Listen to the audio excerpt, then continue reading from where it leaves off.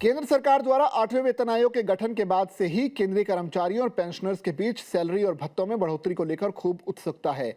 इस नए वेतन आयोग की सिफारिशों का सीधा फायदा करीब 50 लाख से ज्यादा केंद्रीय कर्मचारियों और 69 लाख पेंशन भोगियों को मिलेगा।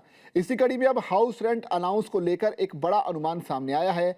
माना जा रहा है कि अगर 8वें वेतन आयोग के तहत 2.0 का फिटमेंट फैक्टर लागू किया जाता है तो लेवल 1 से लेकर लेवल 5 तक के कर्मचारियों के एचआरए में बम्पर इजाफा हो सकता है।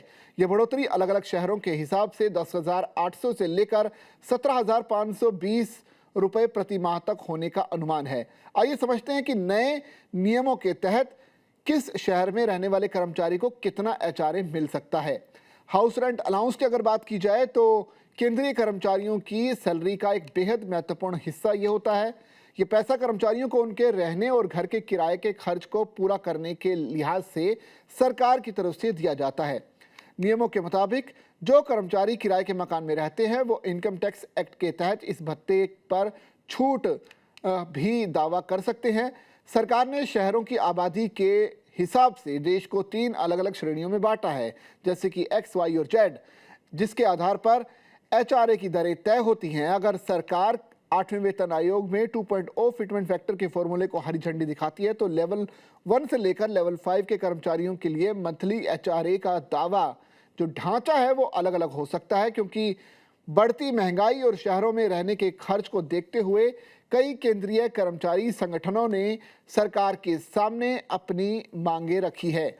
All India NPS employees federation यानी कि AINPSEF ने सुझाव दिया है कि एचआरए की दरों में और भी ज्यादा बढ़ोतरी की जानी चाहिए। संगठन की मांग है कि एक्स श्रेणी के शहरों के लिए एचआरए बढ़ाकर 36% किया जाए, वहीं वाई श्रेणी के शहरों के लिए इसे बढ़ाकर 24% किया जाए और जेड श्रेणी के शहरों के लिए इसे 12% तक तय किया जाए। इसके अलावा संगठनों का यह भी कहना है कि जैसे ही महंगाई भत्ते यानी कि डीए में बढ़ोतरी हो, ठीक उसी अनुपात में एचआरए को भी ऑटोमेटिक रिवाइज किया जाना चाहिए ताकि कर्मचारियों पर आर्थिक बोझ ना पड़े। केंद्रीय कर्मचारियों को इस नई व्यवस्था का लाभ उठाने के लिए थोड़ा इंतजार करना होगा, क्योंकि 8वें वेतन आयोग ने 3 नवंबर 2025 से अपना आधिकारिक कामकाज शुरू कर दिया था। अगर हम पिछले वेतन आयोग के इतिहास और उनके काम करने के तौर तरीकों पर नजर डालें तो आयोग को अपनी रिपोर्ट तैयार करने में समय लगता है।